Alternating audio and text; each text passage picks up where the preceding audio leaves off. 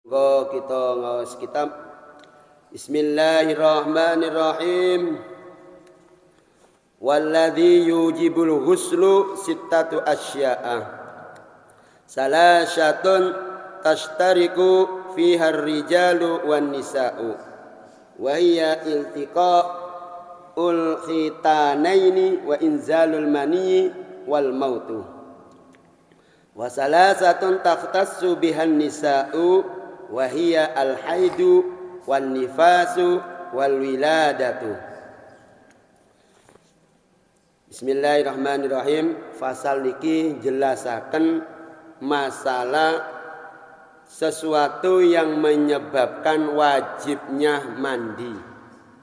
Jadi niki perkara sing nyebabaken kula kali panjenengan sedaya niki menyebabkan wajibnya mandi niku wonten 6. Yang pertama geniku masalah yang 3 niki baik laki-laki dan perempuan niku mengalami. Contohnya seperti iltiqaul haitaini geniku bertemunya kedua kemaluan. Ini maksudnya bertemunya kedua kemaluan niki hubungan suami istri. Baik masuknya itu sedikit atau banyak tetap mewajibkan mandi. Terus yang dikatakan mandi sendiri kalau secara syaraknya itu mengalirkan air ke semua anggota badan dengan niat tertentu. Baik mandi wajib atau mandi sunnah. Contoh jenengan yang mandi sunnah mau berangkat ke masjid, mau sholat Jumatan niku disunnahkan mandi dulu. Gini ku mandi sunnah. Cara niki sami kali mandi besar. Ini ku dari ujung rambut sampai ujung kaki niku semuanya harus basah. Caranya mandi tersebut dibasahi kaki terdahulu karena anggota badan niki terlalu hangat niku. Jadi disukui riyen, disiram riyen supados anggota badan niki boten terlalu panas. Gitu riyen dingin. Anggota badan dulu disiram 3 kali, kemudian naik ke anggota badan ke atasnya. Gini ku mulai mriki disiram riyen bagian kanan. Disiram riyen bagian kanan 3 kali. Mantun niku bagian kiri sampai rata semua. Kalau posisi berdiri mandinya niki kan kadang-kadang pantat tidak masuk airnya. Karena nggak membuka, jadi duduk disiram. Jadi kalau setelah berdiri rata semua, baru disiram bagian pantat. Kalau nggak duduk, pantat ini nggak akan membuka, takut air tidak masuk. Akhirnya disiram. Setelah disiram, kemudian semuanya, kemudian bagian kepala. Setelah kepala semuanya rata, baru memakai sabun. Sabun semuanya mari sabun, kemudian pakai sampo biar harum. Jadi umpami boten damel sabun atau damel sampo napa sah Ustaz? Nggih sah. Soalnya sudah mandi meratakan air ke semua anggota badan dengan niat menghilangkan hadas besar. Niku yang dimaksud niat tertentu. Ini ku niat menghilangkan hadas besar. Niku carane mandi. Saniki Mas gini ku sing nomor 2 wa inzalul mani, keluarnya mani. Baik keluarnya mani tersebut secara tidur atau secara tidak tidur. Kadang-kadang tiang niku kalau kecapean iku moro-moro medal mani. Basah kelihat sarungnya niku kok teles sarungku. Ya, telesnya tapi sedikit, kalau banyak nggih ngompol. Kalau airnya basahnya itu sedikit kados ceket-ceket ngoten niku keluarnya mani. Wal mautu dan mati. Inzalul mani niki baik laki-laki atau perempuan sama juga mengalami. Mati ya juga orang laki-laki dan perempuan juga mengalami. Niki wajib dimandikan. Kalau ada orang meninggal niku pasti wajib dimandikan. Dan niatnya orang yang memandikan niku niat memandikan mayit, nawaitul huslah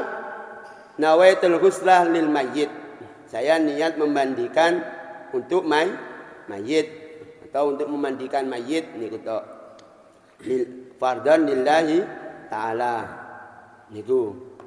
Jadi tiang sedo niku dimandikan dengan rata airnya. Jadi disiram pelan-pelan, kali digosoki, disiram liyin, diratakan.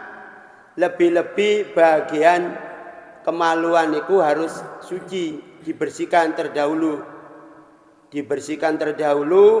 Kemudian baru dimandikan dengan rata niku.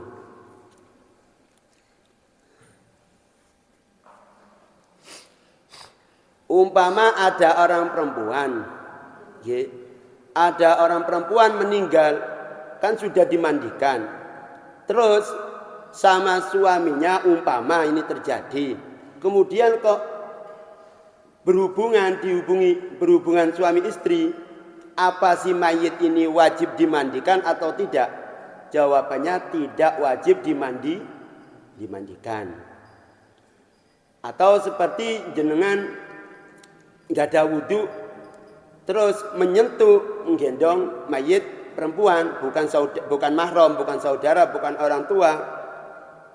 Kemudian kena kulitnya, si mayit ini tidak wajib diwudhui lagi. Sing batal wudhu ini tiang sing gesang.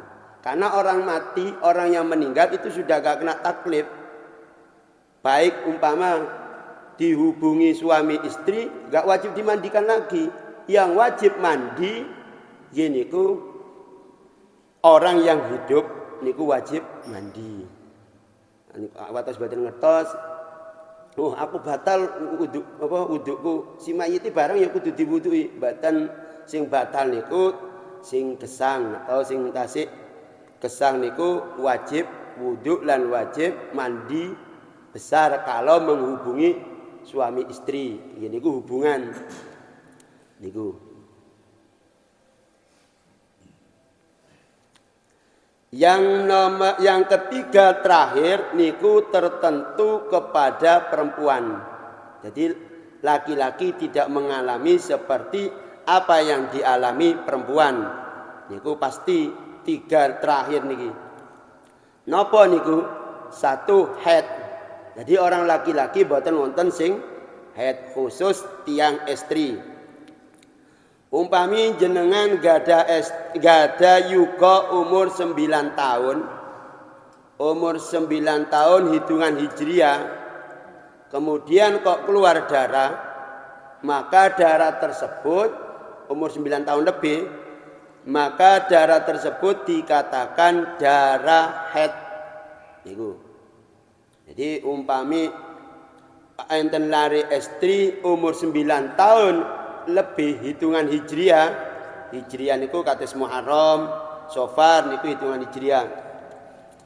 Kemudian kok keluar darah, maka darah tersebut dikatakan darah haid. Niku. Kalau sudah suci dan kalau sudah mampet wajib mandi besar atau mandi menghilangkan dari hadas haid. Niku saged niat ngoten niku. Kalau niat menghilangkan hadas besar mawon nggih saged.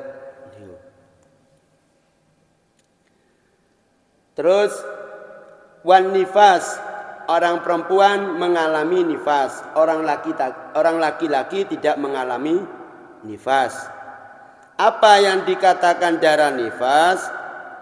Darah yang keluar setelah melahirkan.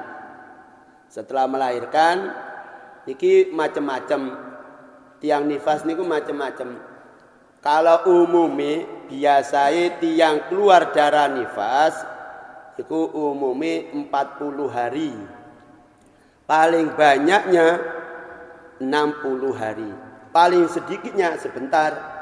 Umpami sak mantune melahirkan bersamaan dengan keluarnya bayi, kemudian pun badan keluar darah lagi.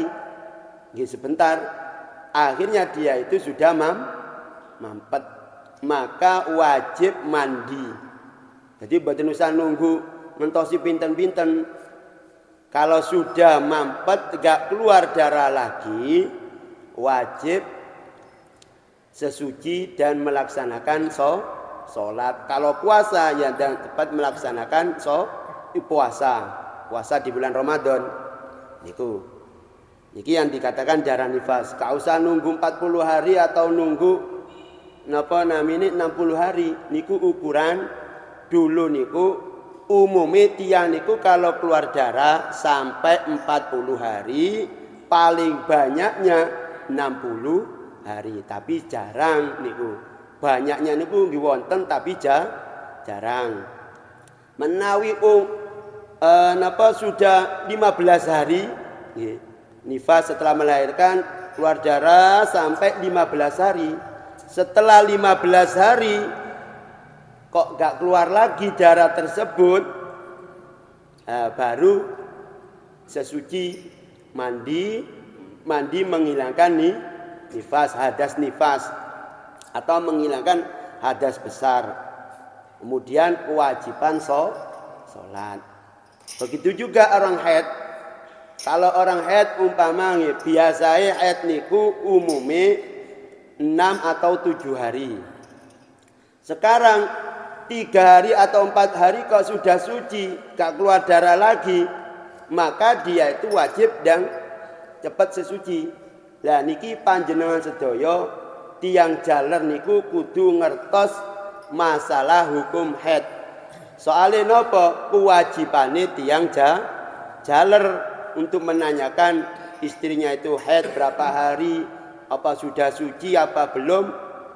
Kalau sudah mampet ya disuruh dan sesuci dan dimelaksanakan ibadah sholat niku. Niku kewajibannya panjenengan sedaya. Kalau umpama punya istrinya itu mengerti, nggih sekeco mboten menjadi beban. Yang dikhawatirkan tidak tahu, sudah berhenti darahnya, sudah gak keluar kok gak ndang sesuci, gak ndang sholat. Dan niku tanggung jawabnya panjenengan sedaya. Niku. Terus wal wiladatu. Lah setelah melahirkan niki yang bersamaan dengan basa. Tapi jarang tiang niku umpami sak mantune melahirkan kemudian mandi. Kadang-kadang masih keluar darah menunggu darah wau niku mampet.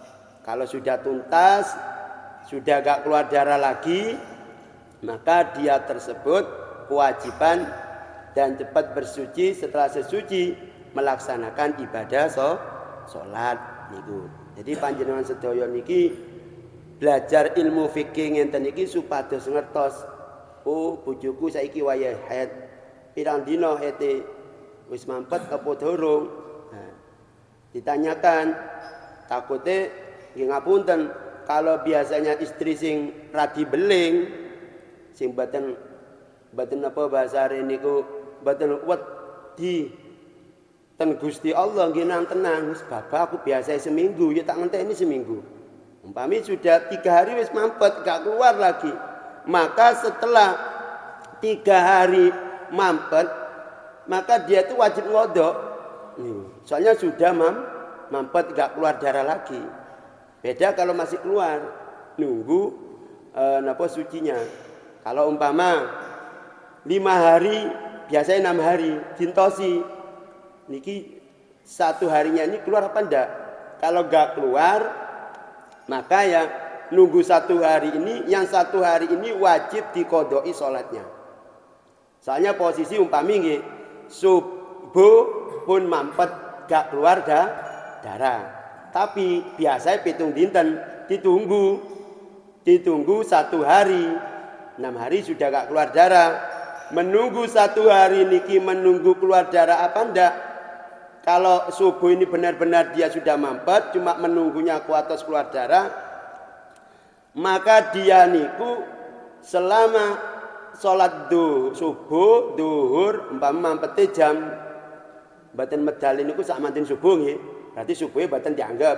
Berarti yang kewajiban sholat niku duhur, asar, maghrib, isya, subuh lagi. Lah niku wajib ngkodoi sholat. Kalau menawi langsung dang sesuci, wis mampet pun subuh mampet, berarti sholat duhur sesuci pun. Nah, niku baten napa-napa, baten wajib mengkodoi sholat. Soalnya langsung dang sesuci dia niku. Ini masalah haid. Dan juga begitu juga nifas. Kan kalau sudah mampet, menunggu berapa jam lagi gak keluar, maka dan cepat-cepat sesuci, menghilangkan hadas besar, kemudian dan cepat-cepat sholat. Atau sholatnya yang bisa dijamak, umpama dia itu haid sebelum, umpama kurang berapa jam, setelah duhur, dia nyantai-nyantai. Duhur sudah adzan, umpama sholat niku bisa adanya jam 11:04 umpama nggih duhur. Kemudian setengah 12 kok haid, maka dia niku tetap kewajiban sholat duhur. Nah, dikinten ora kadang badan ngertos ngoten, oh berarti aku gak sholat duhur iki, soalnya aku waktu duhur haid. Nah, karena soalnya umpama melaksana, kecuali kalau sebelum sholat duhur haid gak kewajiban sholat duhur. Kalau sudah masuk sholat duhur, dapat seperempat atau 10 menit, umpama dibuat wudhu buat sholat niki kan sudah cukup, maka dia niku wajib mengkodoi sholat duhur. Niki masalah bab haid niku kudu faham, kudu ngertos. Masalah suci dan juga masalah sholat ini harus ditanggetaken. Napa malih panjenengan sedaya nggak ada putu estri atau putu atau yugo estri yang masih belum menikah. Kalau sebelum menikah niku tanggung jawabnya panjenengan sedaya. Kalau sudah menikah niku sanes tanggung jawabnya jenengan. Sudah tanggung jawabnya seorang suami. Tanggung jawab seorang suami niku dunia dan akhirat. Umpami jenengan niku enggak ada napa namine, enggak ada yugo estri, kalau sudah menikah jenengan sudah tidak boleh ikut-ikut campur dalam rumah tangga anak, kecuali kalau memberi saran, imutaken ten yugane niku boten napa-napa. Kalau ikut-ikut ngurusi boten angsal. Kalau cuma mengingatkan, nak wis salat, boten napa-napa, cuma mengimutkan. Kalau ikut mengurusi campur, maksudnya melok-melok ngurusi ini boten angsal. Karena sudah ada tanggung jawab yang lebih berat niku seorang suami. Jadi pada sampean niku ngertos, kalau anaknya sudah menikah gak usah ikut campur. Niku urusane tiang kalih, ditanggung dunia akhirat. Menawi wonten sing badhe tanggetaken monggo.